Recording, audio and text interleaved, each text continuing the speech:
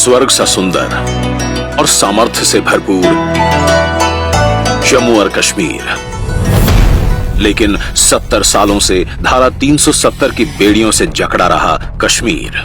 दशकों से लोगों की मांग थी ये भेदभावपूर्ण धारा खत्म हो, पर किसी ने इसे हटाने की हिम्मत नहीं जुटाई।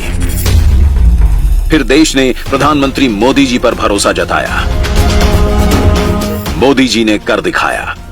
फौलादी इरादों के साथ 370 को हटाने का साहसिक निर्णय लिया।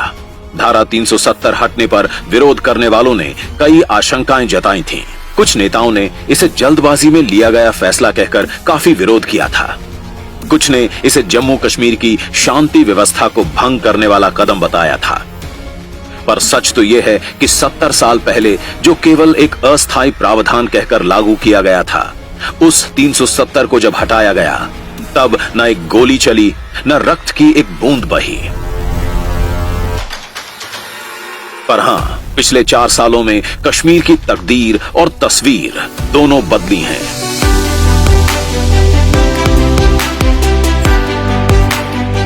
धारा 370 के खत्म होते ही शांति बढ़ी, सुरक्षा बढ़ी, जीवन बदला।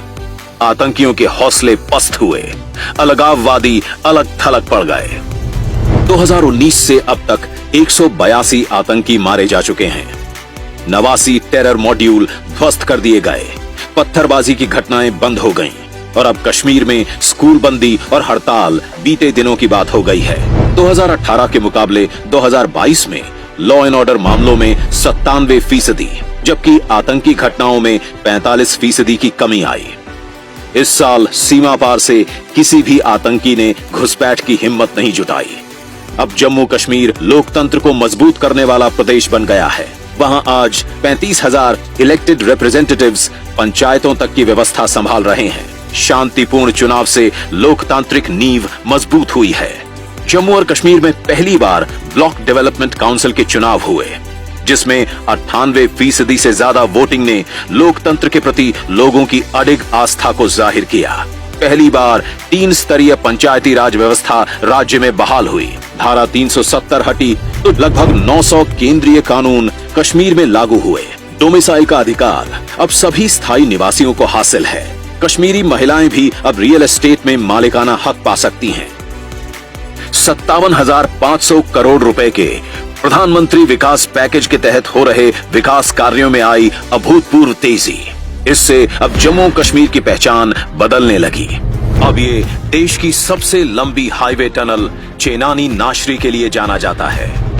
अब ये दिल्ली अमृतसर कटरा एक्सप्रेसवे के लिए जाना जाता है। अब ये प्रदेश दुनिया के सबसे ऊंचे रेलवे पुल चिनाब ब्रिज के लिए जाना जाता है। जम्मू और श्रीनगर अब उभरती हुई स्मार्ट सिटीज के रूप में जाने जाते हैं। यूपीए के समय रेंगता हुआ विकास अब बड़ी छलांगे लगाने लगा है। यूपीए के समय प्रदेश का रेलवे बजट में हिस्सा था लगभग 1100 करोड़ रुपए, जो कि आज एनडीए के समय में है करीब 2400 करोड़। यूपीए के समय यहां तकरीबन 3100 किलोमीटर सड़कें बनी थीं। एनडीए के समय 11,400 किलोमीटर के करीब सड़कें बनी हैं। राज्य में पहली बार एम्स, आईआईटी और आईआईएम जैसे बड़े संस्थान आकार ले रहे हैं। श्रीनगर में G20 की हुई मीटिंग्स ने साबित कर दिया कि जम्मू और कश्मीर सफलतापूर्वक बड़े अंतर्राष्ट्रीय आयोजन कर सकता है। 34 साल बाद श्रीनगर में मुहर्रम का प्रोसेशन निकला। 32 साल बाद कश्मीरी पंडितों ने अपने घरों में नवरेह मनाया। श्रीनगर में प्रदेश का पहला मल्टीप्लेक्स खुला।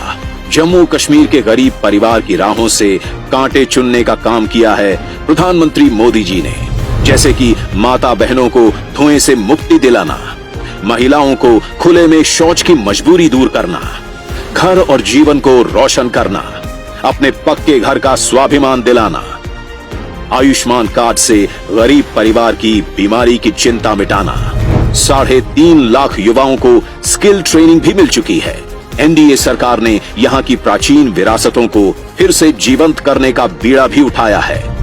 कुपवाड़ा जिले में माता शारदा मंदिर और जम्मू में श्री वेंकटेश्वर स्वामी मंदिर का भी उद्घाटन किया गया है।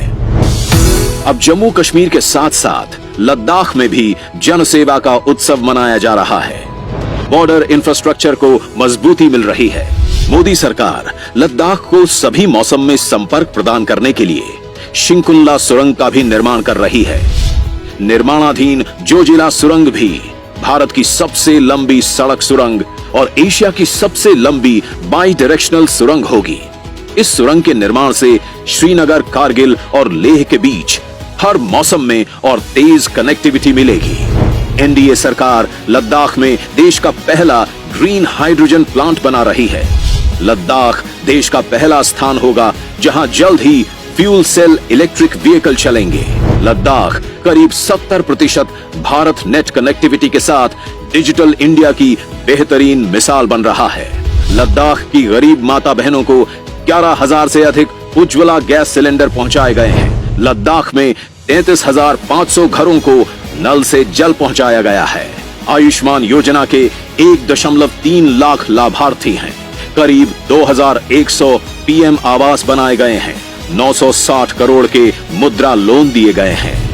अब जम्मू कश्मीर, लद्दाख अंधकार में नहीं, यहां विकास का सूरज प्रकाश बिखेर रहा है। जय हिंद।